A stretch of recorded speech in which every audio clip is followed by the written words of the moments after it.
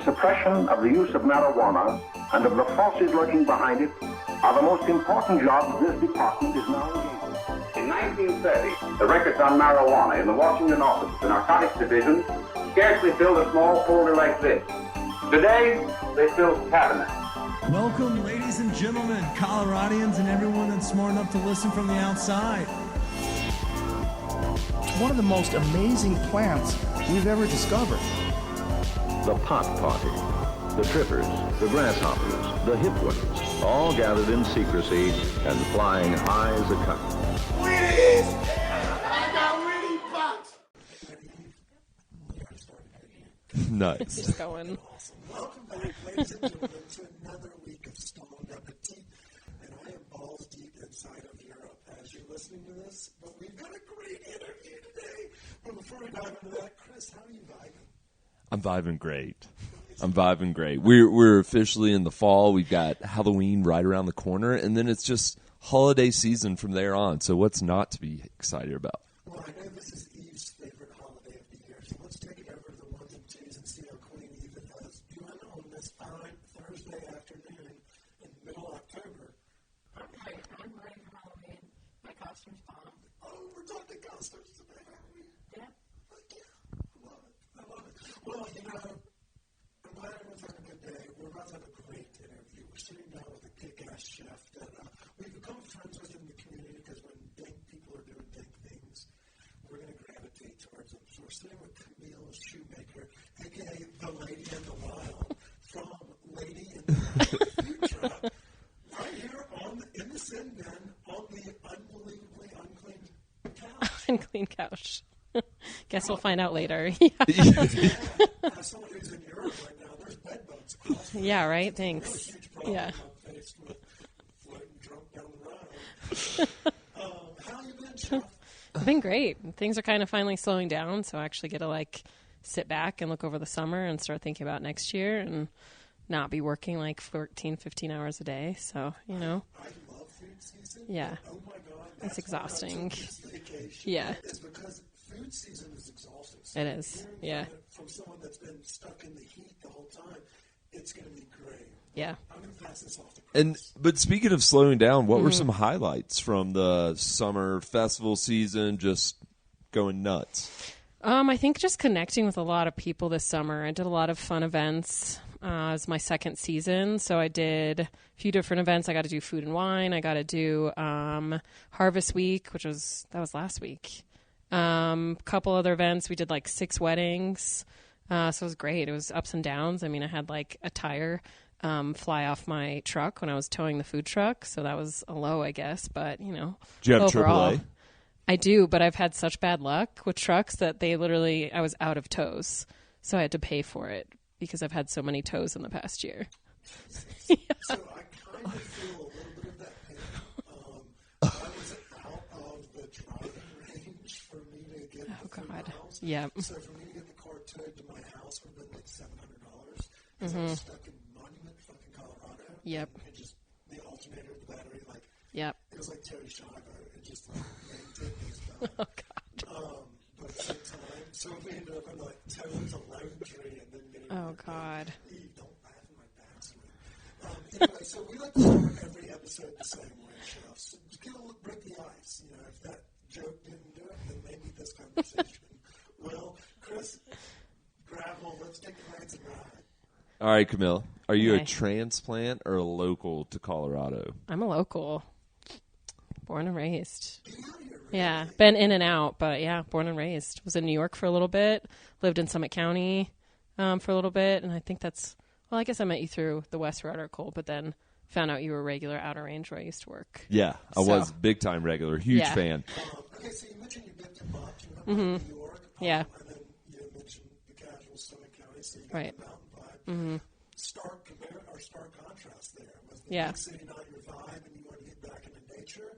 Or was New York so fucking awesome you had to go have a reprieve and find nature? So I started out in New York. I mean, I moved to New York when I was 22, so I was a baby.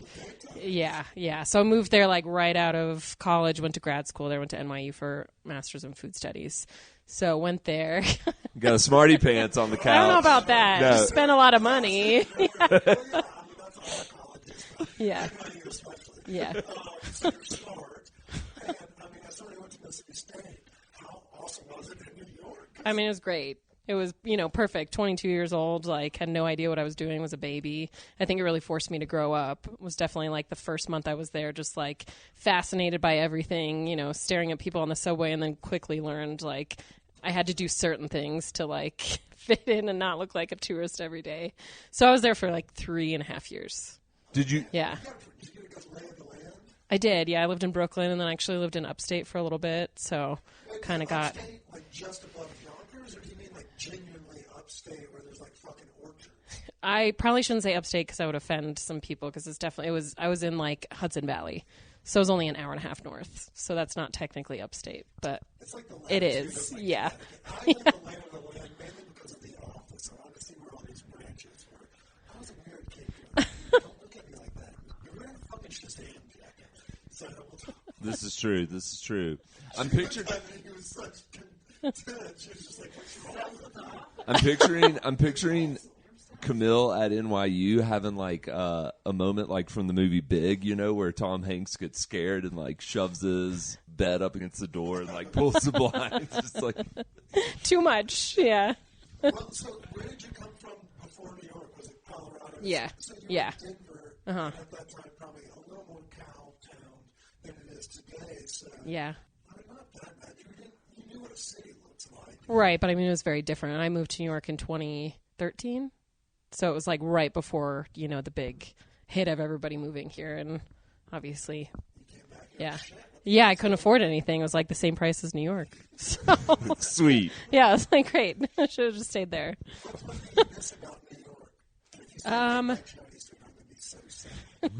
I think just the constant buzz. It's everybody there is so passionate and just going and going and going and really passionate about something, and it's exhausting, but everybody there has a mission and is just excited about what they're doing and going all the time. So when you were up at NYU and stuff, is that where you started getting into the cooking and stuff, or? Yeah. So I went to culinary school. This was more academia food. So it's everything from exactly. So it was culture, it was systems, science, food, writing. I actually got into kind of the beer scene. I was a brewer for a little bit, so that's kind of how I started. Because I started to do some research on women in food and found out that women were the first brewers. So then that kind of became my whole focus throughout grad school, was that. So, yeah. Yeah. What brought you back to Colorado? I was just kind of ready to be back and was in the beer scene and knew this was a good place to come back to and just where all my family is, and kind of intended to leave originally again and then have just not gone anywhere. I mean, it's not Yeah. a bad place. No, it's true. Obviously, you cook really delicious food, but also have a love and a knack for craft beer. We have a hub for both of those. Right. As you mentioned, you left right around when that kind of green boom, those folks came from everywhere around the country. Yeah. It's brought kind of a new life. And Totally. That new life is there's a thriving food truck and hospitality scene that doesn't require brick and mortars for folks to get businesses off the ground. Right. That's how we obviously got to meet you and I. So did it take you to outer reign? You came back, you're like, fuck yeah, I'm going to go work with some of the best brewers in the state? Or how did you No. find your niche in that group? I mean, I was in Denver for a while, brewed at Vine Street for 2 years. I don't know if you guys have been to Mountain Sun or, God Vine Street damn, is still we love closed. that place. I know, Yeah, it's I don't really think sad. they're going to open it. At this point, I don't think either. I don't know what the deal is, but yeah, I was. God, it was Stout Yeah. Month was great. Oh, it was the best. February, yeah. It was genius because it brought everyone in the slow time. Yeah, and it's dark as fuck. Yeah. Yeah. Loved that. So, yeah. So I was stuck there for a couple years. And then I actually met someone and moved to the mountains, partially just because I was ready to kind of live in nature, but also I'd met someone. So moved up there and moved in with him. But then ended up staying up there for 4 years. And he was in the beer scene, so I got in kind of to outer range through friends of his, and then ended up staying there for almost 3 years. And really, I mean, they kept me employed during the pandemic. So, That's righteous. yeah. Damn, just Yeah. think if you would have stayed with them, you could maybe be over in the Alps now. Yeah. Yeah, I don't know. I was kind of ready to be out of the beer scene, you know? Okay, so yeah. Yeah. And, Yeah, exactly. but I thought what was interesting, and I recall this from, many moons ago. But this is like right around the time when you started really getting the food side going. Yeah. So how did Lady in the Wild come to be? So when I was working at Outer Range, I don't know if you guys have been there. There's a coffee shop, Mountain Dweller, in there. So I did the pastries for them. And then kind of started getting into, I taught at CMC for a little bit, and then they got me into private chef world. So I was actually doing a lot of that during the pandemic. So did a lot of like elopements for people who were wanting to get married but couldn't, so people having like 2 to 3 to 5 people in a home and cooking for them. And so this is kind of just like an evolution. Yeah. Well, I mean, we were doing it safe. It wasn't right away. It was like after, probably the second year. But yeah, so it was Lady in the Wild really is kind of just an evolution of that. So it's like bringing, it was all my like private chef experience and this kind of, I wanted to do something more, and this was a step further.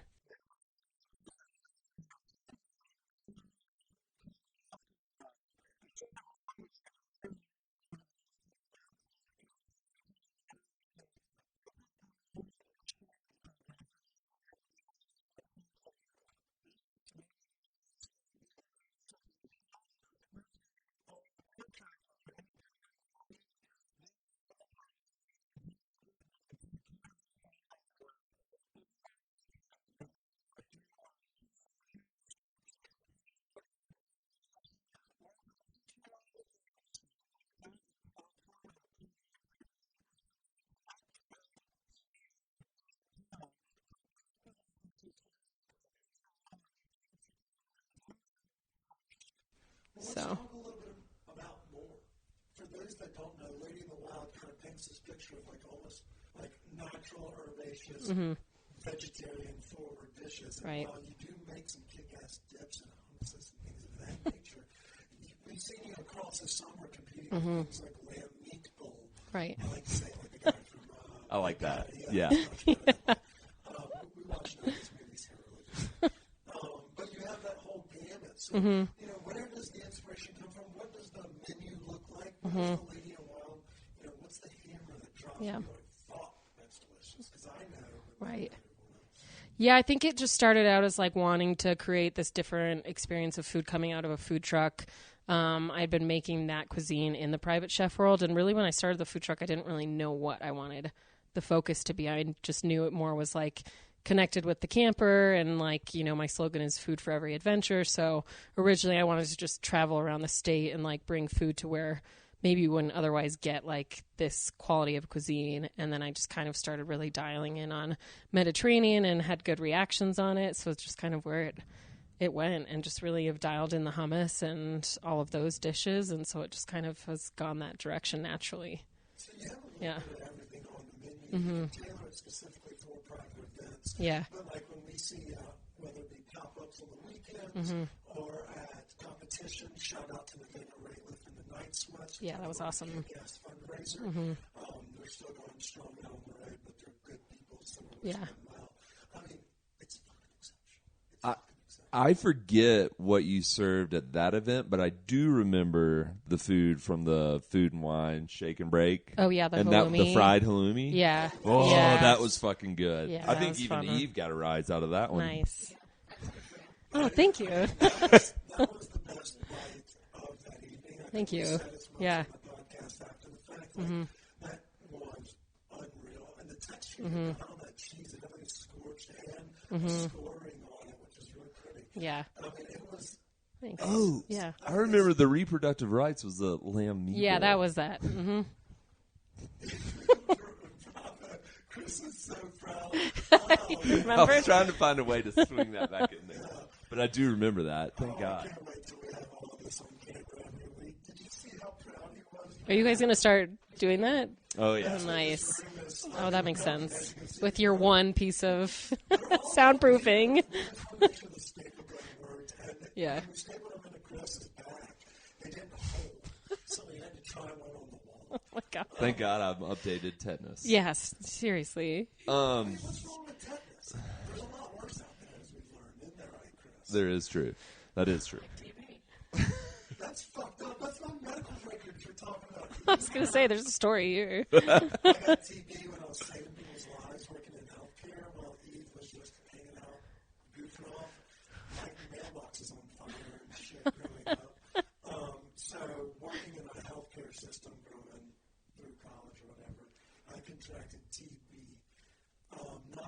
full iron lung situation. Well, that's good. But enough for me to bring up my advice on this goddamn podcast. I'm going to send that to HR tomorrow. It goes right back to her. I was going to say she HR. That's also, we have a vice HR, don't we? I don't know how that works, so we'll discuss that. That's so fucked up. Okay, but basically, so now, yeah, that's awful, Eve. Get better. Okay, Wow. so back to Lady in the Wild. So you've been working all summer long. What's on the horizon for, like, I guess what you could say is kind of like the off season during the winter time and all that good stuff? What do you have set for the future? So I actually just got my wholesale license. So you can find my hummus in Pine Melon, and then I'm just trying to get in places around town. So that's kind of the focus this winter.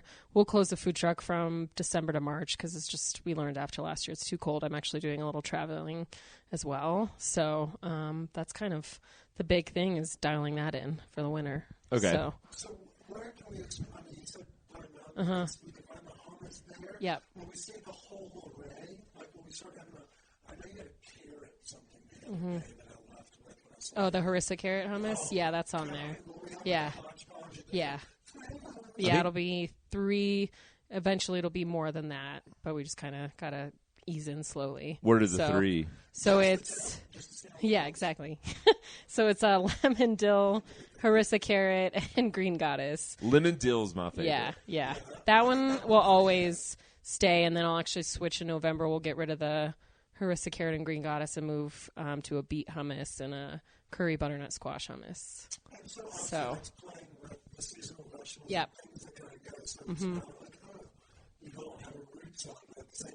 Right, it fits with the season. Exactly. Yeah. Quick question. Quick question on going into like the wholesale stuff. What, like, how is that process? Like, how do you try to get your product into a store? Is it just talking to the owners, or? Yeah, last week I just went around on Friday and just dropped off samples. So I dropped off as like Levers, Wheat Ridge Poultry, and the Co-op right there, Western Daughters, a bunch of other just kind of small places, and yeah, just go in and drop off samples and give them like wholesale pricing and hope that they try it and like it. How do we get you into like Sprouts or Whole Foods? I think that's a whole different beast. It's like, Yeah. I think you have to have certain, even more specific, like labeling and packaging, and there's competition, and I probably wouldn't even, I don't know if I would even make money off that. I don't know. No, I just know it's, I imagine it's a I know shit it's show. tough. Yeah.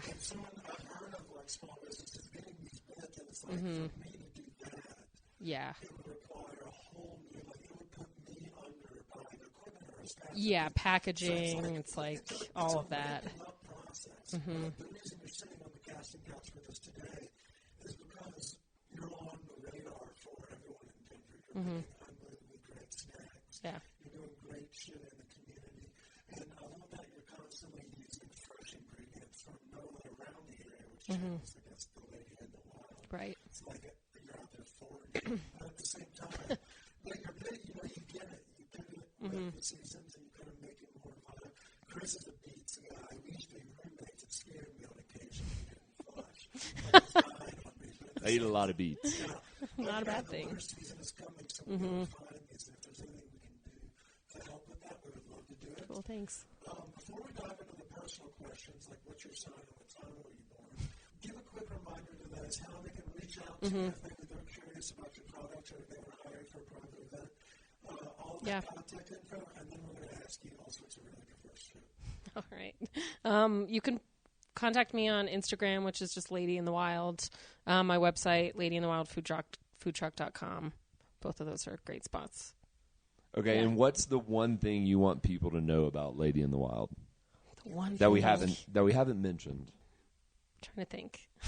I guess that we're not trying to like take this super seriously. You know, we're trying to have fun, and yeah, we're trying to change the way people think about food. But at the end of the day, we're making food and trying to, you know, nourish people and get good food out there, and not trying to do anything too pretentious. So. And real quick too, since Harvest Week was this past week, or 2 weeks ago, what was What'd you serve there, and how much fun was it? That was a blast. So we were there for actually the veggie night. So I did eggplant 3 ways. So we did baba ganoush, fried eggplant, and then I actually got pickled eggplant from the Real Dill guy, and that was incredible because he was a sponsor and then reached out to everyone to say, if you want something pickled, let me know, and I'll do it for you for free. So I reached out and was like, have you ever pickled eggplant? And he hadn't, so he was stoked on it. So he pickled some eggplant for me, and we put that on there. It was incredible, and just working with all those other chefs that night was a blast. So that whole week looked like a hell of an experience. yeah, it was fun. Years past, it's been a great cause. Yeah. We talked about it on last week's episode. Shout out to the Real Deal guy, because I know we talked about it in passing. As we get into deep football, that Bloody Mary sauce he does. And he made a specific Bloody Mary mix for Harvest Week, too. I haven't dove into it yet, but I have it in my fridge. I'm excited about it. Yeah. Video, Chris, beat his ass. Put that on the list. If he doesn't make a fucking video of him making something with the Real Deal, we need a drink made. Yeah. We need it with professional cuts. Beat his ass. The funniest thing is on Saturday. I went to the liquor store Saturday to get a couple of beverages for game viewing, and I thought about, I was like, oh, I've got that Bloody Mary mix. Maybe I'll get a single of vodka just to bring home. And I just had a single of vodka just sitting out on the counter, and Steph was a little concerned, are you just getting shooters now on the reg? And I was like, no, I got it for a mixing purpose, but I haven't done it yet. So This is something we need to talk about. You're telling me you just put one shooter in a homemade cocktail? no, Or did you have some vodka at home you just didn't have enough to make a full cocktail? Right. Because it's obviously a 4 count. yeah. Everybody knows that. It's a home cocktail. Chris is over here buying singlets like the guys that are hanging out on market. Tight budget. Well, we're going to be excited to announce some really cool stuff about that going forward. Shout out to our friends over at Sprouts. Maybe trying to get our friends on this.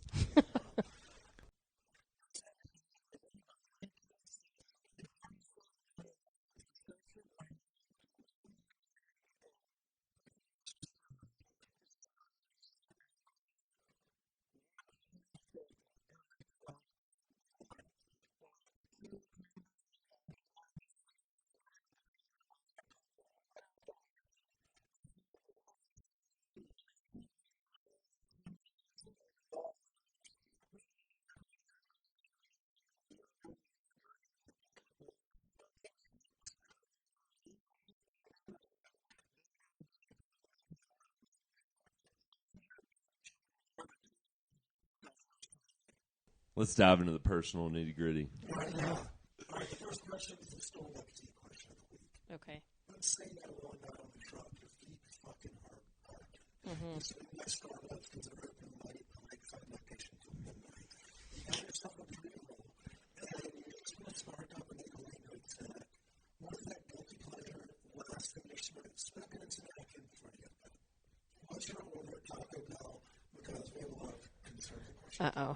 I never eat the meat at Taco Bell. That's a rule. Yeah, if I'm going to eat there, I'm not going to eat the meat. No, the spicy potato tacos all the way. Have you had those? I haven't been to Taco Bell in a long time. Okay. I mean, it's not like I go there on the regular, but yeah, Right. it's a, Do you get? Is that all you get, or do you get? I get one of those on a cheese quesadilla. It's pretty boring. Okay, But, you don't get the cinnamon twist. Sometimes. Okay. See, my Yeah. serious question was going to be what's your drink when you get the combo meal? I'm fucking stoners. I'm not perfect. Everyone falls every now and then. It's how we get back up. And I get back up with the Baja Blast. Oh, yeah. 100%. See, it's like I went for Baja Blast, and while I was there, I grabbed a couple chalupas. Okay. Right. It's more so about the Baja Blast. Come on. On the cheese quesadilla, do you open it up and throw some of the Taco Bell sauce on it? Sometimes, yeah. Which- but then it which- has that. This is a huge question. Oh, You're going to God. fucking win or lose our 7,000 occasional shout out to our parents person audience. What's your sauce? Oh, no. I just do the mild sauce usually. I'm not that. I know. I'm sorry. I'm a wimp. No, that's okay. That's perfectly okay. I knew I was going to. Fire or more. Yeah, that's fair. I'm not sure if it's even spicy. I think they're all the same. Probably. The labels are what sells everybody. I'm like, because I fucking love them all. The mild has the perfect runniness. So if you like want, I use it on the top of my quesadilla. That's a good idea. Use that spray stuff, Spray like stuff? You know, like it's a squirt bottle that you hit with a sauce on top of your quesadilla to zigzag it. Yeah. But it's a spray? Oh, it's like Squeeze bottle, spray bottle. But yeah, I usually use that. Sound like as we're misting Hot hot sauce. sauce over here. That would be great. Actually, that could probably work. Guys, I think we're just giving with the cheese. Okay, I don't hate this. Okay, Taco Bell is a great answer. And That's good. Blast is the A1. Just disappointed with the. No, actually, the spicy potato, I don't hate that concept because I think it is the meat that wrecks my belly. Yeah. So, I mean, all of it's not great, but. yeah, but I think it's. Yeah. I'm like, I I'm only here once a quarter, goddammit. Don't judge me. You gotta get your money worth that one trip. It's true. I think that's a just foul answer to a lot of things for the recipe of that. And I eat it as a mild sauce or anything at all. Is it too spicy for you? I don't know.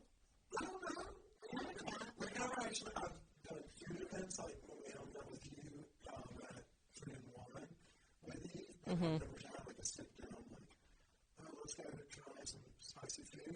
And that's on me. Okay, anyways, next Stoned Appetit question. If you could have one superpower, what would it be and why? Great question, Chris. I love it. One superpower. I guess to teleport would be dope, just because then I could be in multiple places at once. And sometimes I'm like, I really don't want to drive the food truck all the way back to my commissary. Or especially when I'm, I've been in Steamboat or Buena Vista. If I could just like teleport back to Denver and not deal with that, it'd be great. Do you do a lot of events? Obviously, you kind of found your calling in the mountains. Yeah. Do you still traverse yourself up there? We do a lot of weddings up there, and then I still do events like in Summit County. I do like Lake Dillon Beer Fest. I still do some stuff with Outer Range. So, yeah, in the summer, but yeah. Teleporting is the correct answer. Yeah, it'd be great. Always, these Yeah. questions generate like tangents. Like, Yeah, all the time. Like, you can see that, right? yeah, we're kind of idiots. Because also, I don't think it's be two places at the same time. It's like I'm not trying to sit in this 70 traffic. Mm-hmm. On the other side of this bitch. Yeah. Or I'm hungry over his balls. Get me out of this. Or don't want to wait in line. The Lake Powell drive, Yeah. maybe the worst drive on this planet. Because I've never seen someone get off that boat and be like, oh, I have my equilibrium and I'm sober. And we got an 8-hour drive ahead of us. Oh, God. And I think anything from Vegas, like teleporting from Vegas, like if you live in LA, you're just like, get me to my couch. Yeah. That's gold. Or after skiing, even driving down I-70, that'd be great. That is a Yeah. shit's way. Put me in a hot tub. And, Literally. It's not even put me home. It's put me in the fucking house in a hot tub. It's wild. So it's a great answer. Jeff, thank you so much for joining us. What do we miss, Chris? One final question. All right. Best childhood Halloween costume, and share with us what you're going to be this year for Halloween. So I was obsessed with No Doubt when I was in middle school, so I actually dressed up as Gwen Stefani when I was in like 6th grade. No, because I had blonde hair growing up naturally. Yeah, I got one somewhere, but my parents had just gotten divorced, and I think my dad was just kind of in a do whatever. But I look back at the photo, and I'm like, how did he let me wear that? Because I'm wearing like a fishnet shirt with like a velvet swimsuit top over it.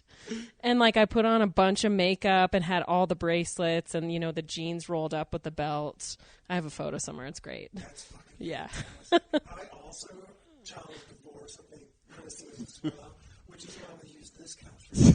You know, join us any Monday, Wednesday. We're always here. Great. Free. We pay Eve as their therapist. And she's like, Many roles. and she vents to Mimi. She's like, these guys are going to die young. And they're not worth the day. Why are we here? Love it. I dyed my hair mini color, so that's what I was wondering. Yeah. Because I did the bleach, like Lincoln Park was a very big Oh, yeah. inspiration. Oh, yeah. And an angry youth that stated as a genius. It's amazing. Oh, man. Okay, what are you going to be this year? I'm going to be an eggplant this year. Seems very fitting, right? Like no, eggplant emoji? everyone keeps asking me that. No, I'm just going to be an eggplant. I don't know. It'd be It's cool. my favorite vegetable. Like, Like a squirt emoji. And I saw that if you No, I'm just being the vegetable. Why? Or- Every time I tell a dude I'm going to be an eggplant, they make it sexual. Anytime I tell a woman, they're like, "Oh, that makes sense with the food truck."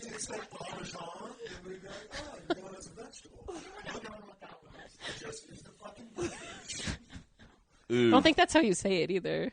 Well, It's aubergine, isn't it? aubergine. Aubergine. Anyways, All right. but think about if you had like a little halo above your head and you had 3 dots and then you were the eggplant below. That costume would slap. I'm just going to be an eggplant. Okay. Not sexual. I'm probably going to go Call to Arms. They like deck out their place for all the holidays. My 2 best friends work there. They have it decked out for Halloween right now, so probably go hang out there. Report back on how many people think you're just an eggplant. Oh, yeah, I'm and sure it's how going to be a many people- conversation. Deep plum, or are you going to be the perverse purple that comes from the internet? It depends on what I find. I'm going to wear like a bodysuit and then make the collar and a hat. There's a times in the office when they hire a nurse, and it's the slutty girl in a nurse outfit, like Halloween. I did that on purpose. I could have just said any Halloween nurse outfit, but I did it for you. Because she hates comedic genius. So it's me and Steve Carell. That's like fun time. You're in this podcast. I'm just curious. Well, Which one you're going to find. Because yeah. I feel like I'll keep a tally for you guys. the emoji costume is a thing now. So Yeah. if you find like a big one where your face is just above the plug, like the actual vegetable, you may get away with it. But I'm just being special. You're going to get at least 6 to 12 Chris's asking you some weird questions. I'm sure. Yeah, I'll make sure to keep We're out there. a tally and let you guys know. Chris is Italian. Is this what you just deal with every day? She deals with us on Mondays and Wednesdays. Tuesdays and Thursdays, she pays the max. Yeah, and them. I work with fucking idiots. Chef, we do appreciate you taking the time Yeah. to come join us today. For those that are listening and curious, Lady in the Wild, there's an underscore somewhere in there. I'm not going to read it all off, but, you know, fantastic food. If you see her at a pop-up, if you see her at a beer tasting, if you see it in a grocery store this winter, when you're doing a little friends over game night because it's blistering cold, unbelievable fucking hummus. And I tell you what, that lemon bowl is wonderful. So if you see any of our Mediterranean food out and about, it's a stop on plate must try. Yeah. Did I miss anything? No, not at all. Nailed it. Chef, before we leave, give everybody a quick rundown how they can hire you, what your socials are, and if I was correct on an underscore somewhere. Yeah, the Instagram, so it is lady_in_the_wild. And then website is ladyinthewildfoodtruck.com. So that's where I post my schedule, both on Instagram and my website. Well, thank you So much for thanks for having me. joining us. We can't wait to let's snack in on some of these delicious hummus. That's plural for those that didn't take Latin. And let's have ourselves an afternoon. Until next week, I don't know what goodbye in Dutch is, but goodbye, fuckers. Yeah, that's Stay high, it. Stay hungry. Try some Lady in the Wild hummus. Well done. Well done. Fuck She did it yeah, correct. Eve. Way to bring that one back. Damn, that was good. That was a great one.